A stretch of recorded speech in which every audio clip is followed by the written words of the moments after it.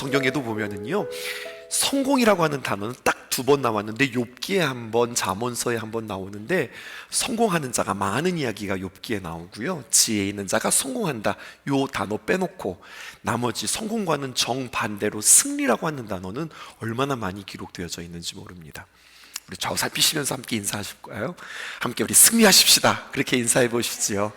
우리 서로 함께 우리 승리하십시다. 네. 여러분, 우리 함께 승리하자고 인사했는데요, 여러분, 그러면 승리는 무엇일까요? 승리는 무엇일까요? 김명식 씨의 영원한 사귐이라고 하는 앨범에 승리가 무엇인지 아주 잘 그 가사에 표현되어 있어서 여러분들에게 소개하고 싶은데요, 그런데 이 가사를 여러분들이 좀 더 알아듣기 쉽게 제가 조금 더 풀어서 가사 여러분들에게 소개하겠습니다. 승리가 무엇인 줄 아십니까?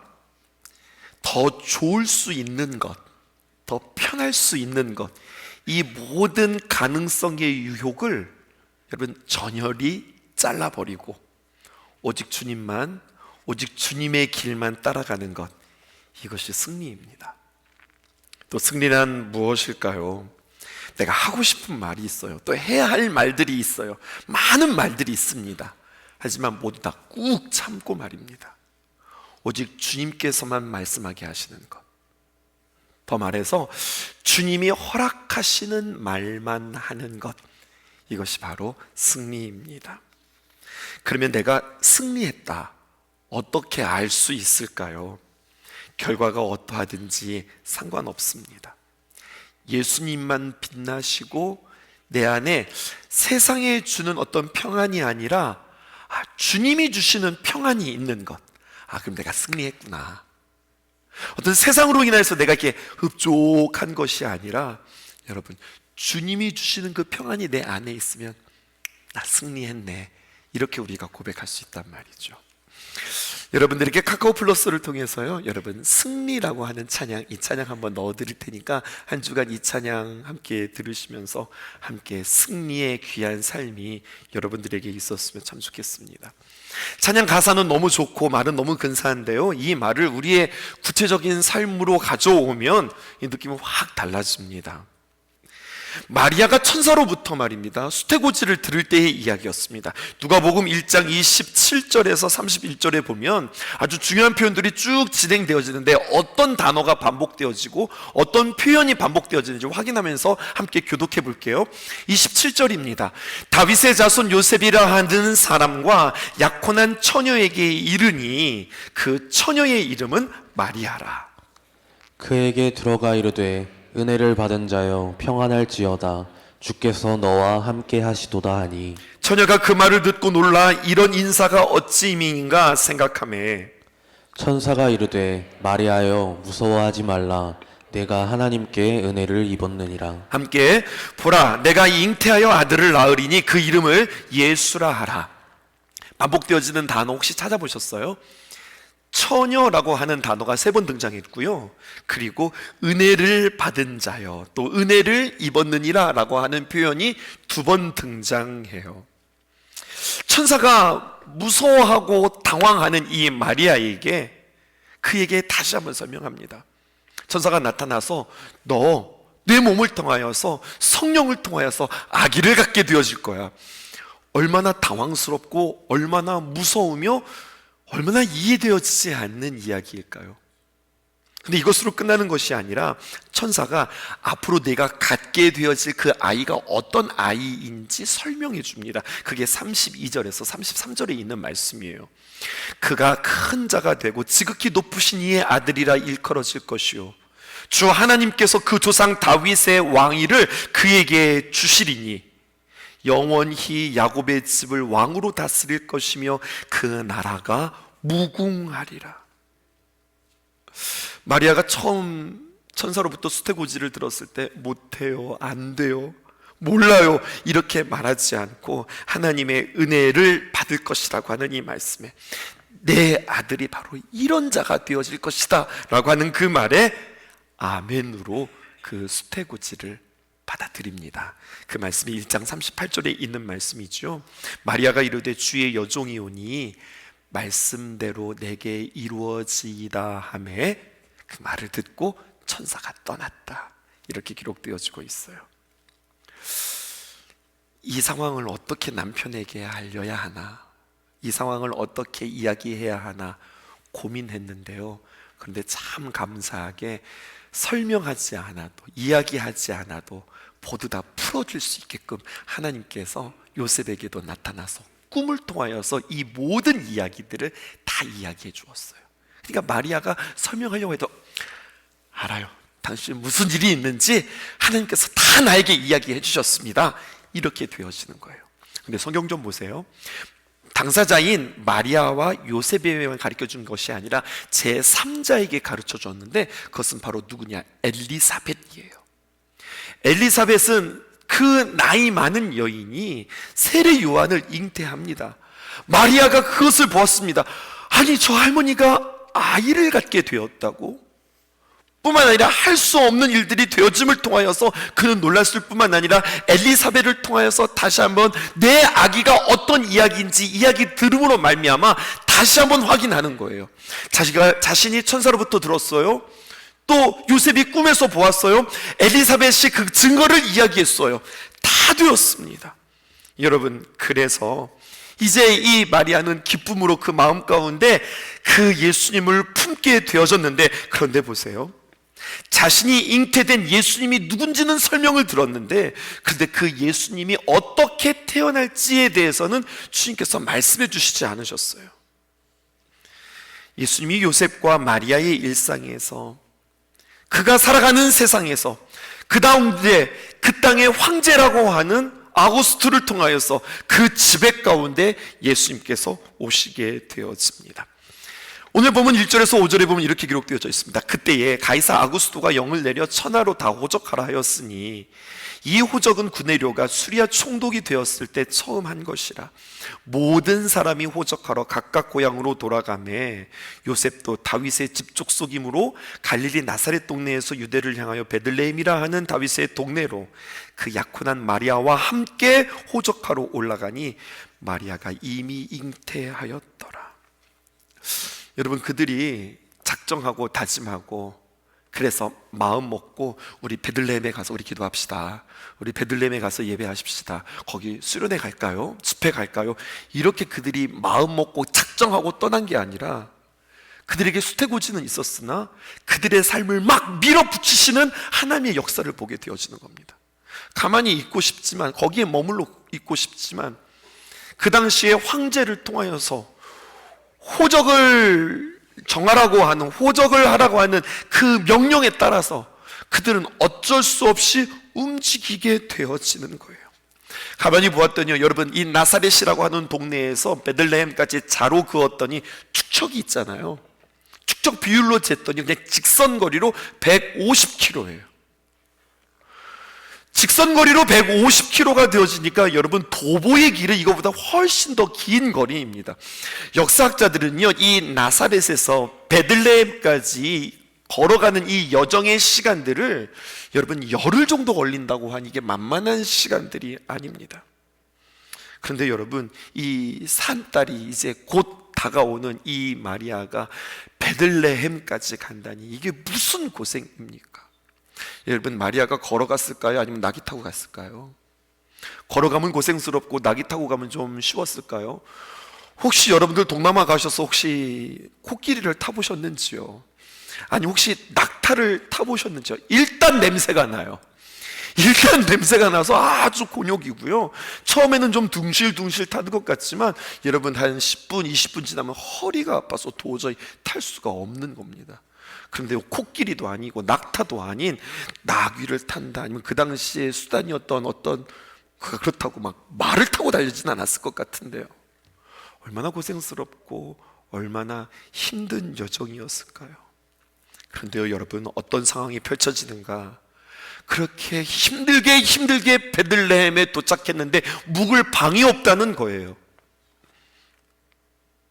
황제의 명령에 따라서 호적하러 사람들이, 그 조그만 동네에 수많은 사람들이 모여서 방에 조금도 발디딜 틈조차 없고 그들에게 방을 얻을 수 있는 기회조차 없게 되어지는데, 그런데 그때 산모가 진통이 오는 겁니다.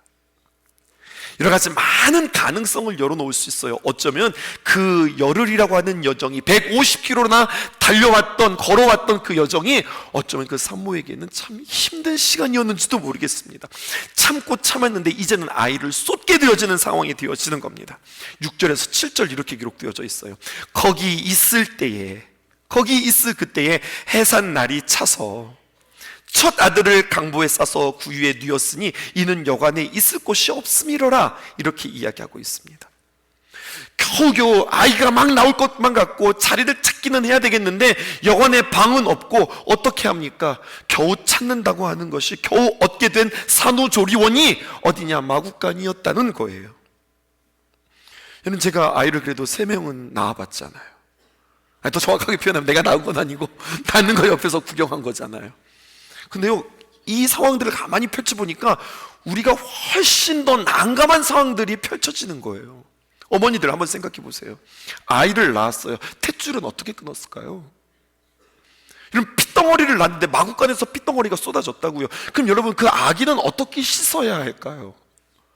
아니, 아기는 둘째치고 여러분, 산모는 그 사후 처리를 어떻게 해야 될까요? 그냥 아이 쑥 낳고 끝나는 거 아니잖아요.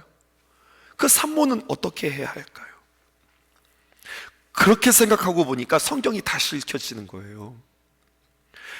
아기를 말구유 위에 올렸다. 이것도 이상해 보이는 거예요. 아니죠. 아기가 태어났으면 아기는 말구유 위에 있는 것이 아니라 어디 있어야 되냐면 엄마 품에 있어야 되는 겁니다. 엄마가 젖을 먹여야 되는 상황입니다. 근데 어쩌면 마리아가 지금 죽음을 왔다 갔다 하고 있을런지도 모르겠습니다. 아이가 엄마 품에 없는 겁니다. 150km 가는 강행군을 걸어왔습니다. 여러분, 그리고 여러분 아시잖아요. 아기를 막 낳으려고 하는데요, 우리 아내가 갑자기 일어나더니 막 냉장고에 가서 막 뭔가를 막 주섬주섬 꺼내는 거예요. 근데 후라이팬에다가 막 삼겹살을 굽는 겁니다. 여보, 지금 뭐 하는 거야? 그랬더니 삼겹살을 먹고 아기 낳을 거라고, 힘내고서 아기 낳을 거라고. 이분이 힘쓰겠다고 고기를 먹는 판국에 여러분, 열흘 동안 여행 가운데 마리아가 제대로 먹기나 했을까요? 그 열흘 동안의 그 여정 가운데, 그 살림에, 그 호적하러 하던 그 여정 가운데 그들의 음식은 제대로 영양이 공급되기나 했을까요? 여러 가지 수많은 생각들이 이곳에 펼쳐지는 거예요. 반대로도 생각할 수 있습니다. 아기를 말구유 위에 올렸다? 어쩌면 마구간 가운데서 가장 청결하고 가장 깨끗한 곳이 말구유였을런지도 모르겠습니다. 너무 비참하죠. 여러분, 마리아가 들었다고요. 뭐라고 들었어요? 천사를 통해서 수태고지를 들을 때에 천사였던 마리아는, 천사를 통하여서 마리아가 그 이야기를 들을 때 처음에는 당황했지만 그러나 하나님의 약속 가운데 있었던 은혜의 말씀에 그는 위로받을 수 있었습니다. 여러분, 이런 말씀이었다고요. 다시 한번 확인해 볼까요? 32절에 그가 큰 자가 되고 지극히 높으신 이의 아들이라 일컬어질 것이요 주 하나님께서 그 조상 다윗의 왕위를 그에게 주시리니, 33절 영원히 야곱의 집을 왕으로 다스릴 것이며 그 나라가 무궁하리라. 한 단어도 빠짐없이 얼마나 좋은 말들만 쭉 나열되었는지 모르겠어요. 아멘으로 받았다고요. 하나님의 약속의 말씀은 너무나도 좋았는데 하나님의 약속의 성취의 현장은 여러분, 말구유에서, 마구간에서 이런 식으로 하나님의 말씀은 있었는데 약속하신 말씀이 나의 삶 가운데서 응답되어지고 이루어지는 것은 너무 당황스러운 거예요. 근데 여러분, 여기에서 우리가 맞이하는 성탄의 귀한 비밀을 통하여 앞으로 오실 재림하시는 주님의 재림의 놀라운 비밀을 발견하게 되어집니다. 잘 생각해 보세요. 주님이 오셨던 그날에 이런 일들이 펼쳐졌고, 주님이 오실 그날에, 하나님의 나라가 우리에게 임하는 그날에, 또 우리는 카이로스 계속해서 우리가 선포하고 있는데요, 하나님의 귀한 응답이 나의 삶 가운데서 이루어지는 그날에 우리는 어떠한 모습으로 맞이하는가? 여러분, 황홀한 영광과 흥분과 감동과 눈물로써 그 주님을 맞이하는 것이 아니라 오늘 성경에 보니까 너무나도 평범한 일상 가운데에서 그 기적이 이루어지더라라는 이야기예요. 막 기대하고 준비하고 만반의 준비를 하고 그들이 영광 가운데 주님을 맞이한 것이 아니라 그냥 너무나도 평범한 일상 가운데 나라의 황제가 호정령을 내렸어요. 그러면 백성들은 그 명령에 따를 수밖에 없어요. 여러분, 애 낳고 아이 갖고 이동하는 그러한 일상에서 일어난 것들이에요. 절망과 낙심과 심지어는 하나님의 약속은 있는데 그 하나님께서 우리에게 일하시는 하나님의 방식을 보면 하나님이 없는 것과 같은 그러한 절망적이고 혹독한 상황 속에서 주님의 놀라운 역사가 일어났다는 거예요. 우리 찬양대가 막 찬양하는 중에 우리 주님께서 재림하시면 얼마나 좋을까요? 그런데 그렇지 않다고 이야기하는 거예요. 찬양하려고 막 복사하고 있는데 그때 주님께서 임하시는 거예요. 이럴 수 있는 거죠. 비약일까요? 예수님을 만난 사람들의 이야기를 보십시다. 목자들이 예수님을 만났어요. 유일하죠. 조금 만났어요. 근데 그들이 언제 만났죠? 예배할 때 만났어요? 아니요, 그들이 일할 때 만났어요. 밖에서 일할 때, 목자들이 들에서 양을 칠 때, 일상 속의 삶에서 예수님의 태어났다고 하는 소식을 듣고 찾아와 예수님을 만납니다. 낮에 만났어요? 밤에 만났어요? 밤에 만났어요. 밤이면 깨어있는 시간이에요? 잠자는 시간이에요? 잠자는 시간이에요. 그때 아기 예수님을 만나게 되어집니다. 그러므로 여러분, 기도하기로 결정하세요. 어떻게 기도하셔야 되냐? 내 눈을 열어주세요. 그리고 주님 언제 오신다고요? 주님께서 일하시지 않을 것만 같은 상황 속에서 평범한 우리의 일상 가운데서 주님의 임재, 주님의 역사, 주님의 재림은 우리에게 이루어진다는 겁니다. 성경은 몇 날 며칠에 우리 주님께서 임하신다 말씀하지 않으셨어요. 그런데 그때를 우리에게 힌트로 주셨어요. 잘 들어보세요. 마태복음 24장 40절에서 42절입니다. 그때에 두 사람이 밭에 있음에, 여러분 밭에서 뭐 하고 있을까요? 일하고 있을 때였어요. 일하고 있을 때에 한 사람은 데려가고 한 사람은 버려둠을 당할 것이요, 밖에서 그냥 평범하게 일하고 있는데 한 사람은 그 일상 가운데서 주님의 재림을 맞이하고 그는 들림을 받습니다. 그런데 한 사람은요, 들림을 받지 못해요. 또 이야기하고 있죠. 두 여자가 맷돌을 갈고 있습니다. 여러분, 두 여자가 맷돌을 갈면서 무슨 이야기를 할까요? 나라의 시국에 대해서 아주 토론하고 있을까요? 아니면 큐티한 것에 대해서 서로 함께 나누고 있을까요? 그냥 평범한 이야기, 일상의 이야기, 아니면 아무 생각 없이 그냥 맷돌을 돌리고 있었을런지도 모르겠어요. 전혀 생각지도 못하고 그냥 열심히 맷돌질 하면서 팥죽은 어떻게 끓여 먹을까? 근데 팥죽은 맷돌로 갈아서 먹나요? 하여튼 그냥 그들의 일상의 삶 속에 한 사람은 어떻게 되었다는 거예요? 데려감을 당하고 한 사람은 남겨둠을 당했다. 이렇게 이야기하고 있어요.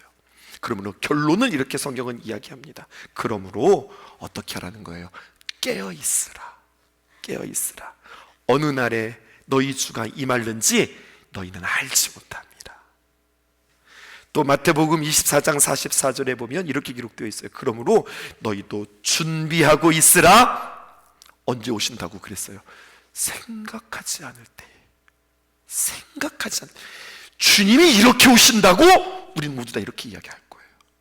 생각지도 않을 때에 인자가 오시리라. 오늘 말씀을 정리합니다. 예수님이 이 땅에 오시는 그날, 그 주님이 누구신지는 알았지만 이렇게 오실 것이라고는 상상치도 못했어요. 오히려 당황했어요. 여러 가지 막 만나는 일들을 통해서 요셉은 얼마나 당황했을까요?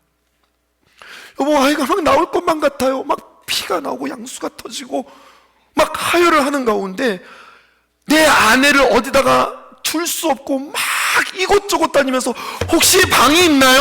혹시 우리가 먹을 곳이 있나요? 우리 아내가 아기가 나올 것 같아요. 막 이렇게 두들기면서 다니는 그 요셉의 마음 가운데 조급함도 있었지만 한편 이게 뭐야? 우리를 구원하신 메시아가 이런 식으로 온다고? 그의 마음 가운데 얼마나 당황스러움과 절망감과 실망이 있었을까요?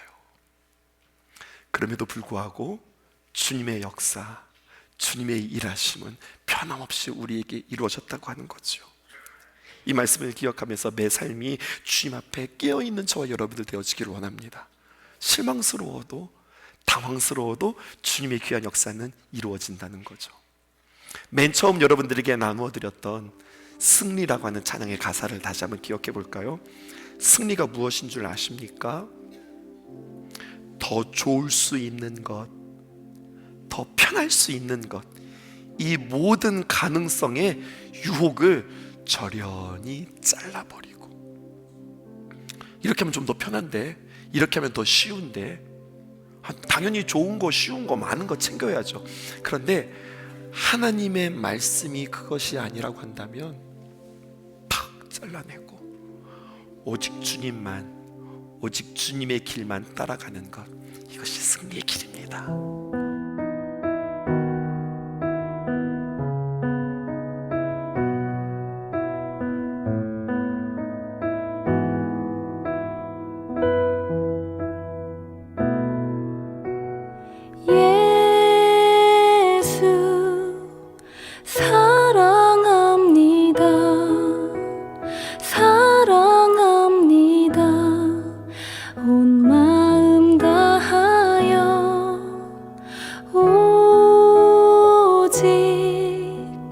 주님 한 분만 간절히 더 원합니다.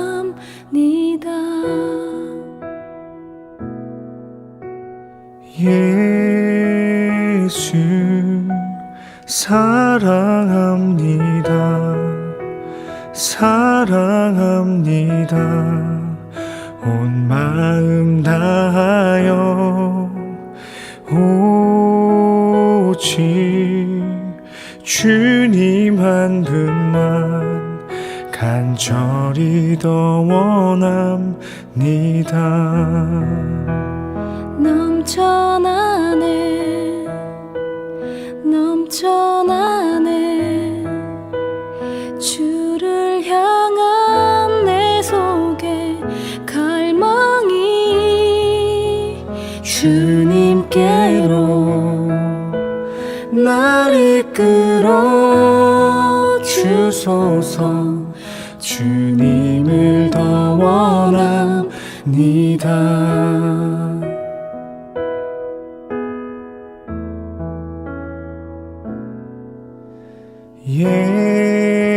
예수 사랑합니다. 사랑합니다. 온 마음 다하여 오직 주님 한 분만 간절히 더 원합니다. 넘쳐나네 넘쳐나네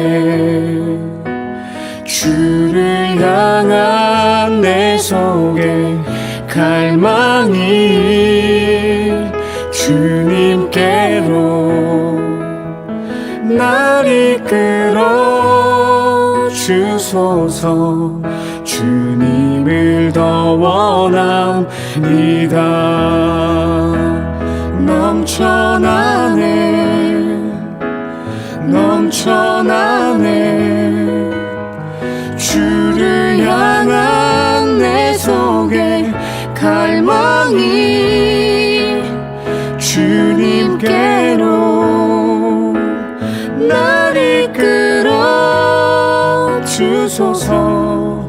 주님을 더 원함 주님을 더 원합니다.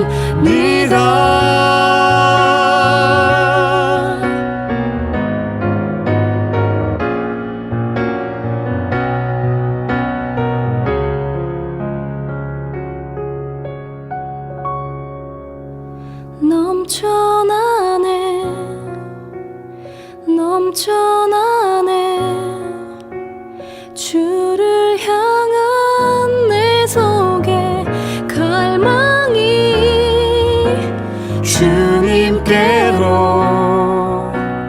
날 이끌어 주소서. 주소서 주님을 더 원합니다. 주님을 더 원합니다. 주님을 더 원합니다.